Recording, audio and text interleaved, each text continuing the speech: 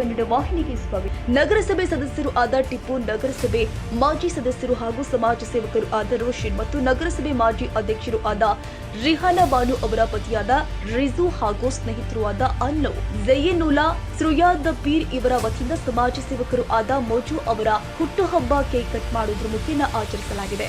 ಈ ಸಂದರ್ಭದಲ್ಲಿ ಅಖಿಲ ಭಾರತ ಮಾನವ ಹಕ್ಕು ಸಂಸ್ಥೆ ಈಗಲ್ ಐ ಸಂಸ್ಥೆಯ ಜಿಲ್ಲಾಧ್ಯಕ್ಷರು ಆದ ತನ್ನೀರ್ ಖಾನ್ ಮಾತನಾಡಿ ಮುಜು ಅವರಿಗೆ ಸನ್ಮಾನ ಮಾಡುವ ಮೂಲಕ ಅವರ ಸಂಸ್ಥೆ ಹಾಗೂ ಸ್ನೇಹಿತರ ವತಿಯಿಂದ ಹುಟ್ಟುಹಬ್ಬದ ಶುಭಾಶಯಗಳನ್ನು ಕೋರಿದ್ದಾರೆ.